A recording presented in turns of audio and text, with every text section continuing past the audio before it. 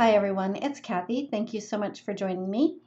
I'm here today to share a quick and easy Christmas card because I had to sneak one more in. I'll be using Rockin Christmas Tree stamp set with the Tartan Plaid background stamp and the Slimline Observation Deck die. I started out with the Tartan Plaid background stamp and a piece of cardstock that measures 4 by 8.5. I inked up the stamp with red ink and I placed my panel and I tried to center it as much as I could and placed my panel on top of the inked stamp. Once I had my panel placed down, I used a pencil and just did tiny little tick marks so I would know where the edge of the actual stamped image ends on the background stamp. I hope that makes sense. And I did that so I could move the panel over to get somewhat of a continuous plaid background across that entire panel. Now you'll notice that I do have a nice gap on the one side there, but I was okay because with the observation deck die, I knew that I was going to be cutting out most of it out of the center.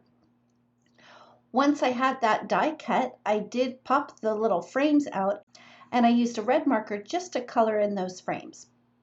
Next, I stamped the sweet little trees from the Rockin Christmas Tree stamp set onto a piece of Cougar Super Smooth cardstock. I started out with YG17 and did some very simple Copic coloring. I used the YG17 at the top of each of the layers of the trees.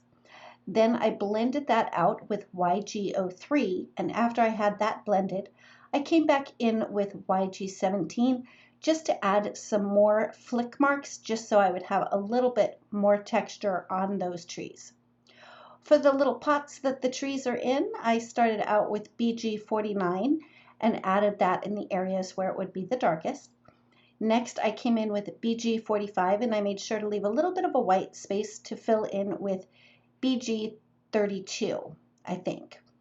I'll make sure to have everything that I used, including the Copic colors that I used, listed down in the description box below for you. For the ornaments, I started out with R27 and I colored in most of it, but I made sure to leave a little bit of a white space to fill in with R24. After I had all of the coloring done, I did have my brother scan and cut machine cut out the Christmas trees for me. Then I placed a white panel in my MISTI with the die cut plaid panel on top of that, and I made sure to put one of the frames in as well so that I could stamp my sentiment.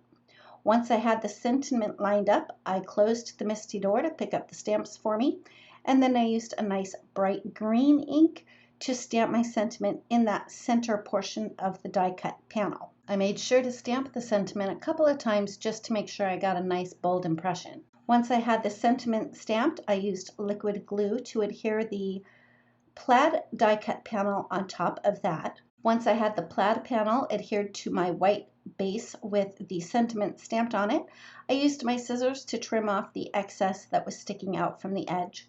Then I used liquid glue to adhere all of the little frames back into place.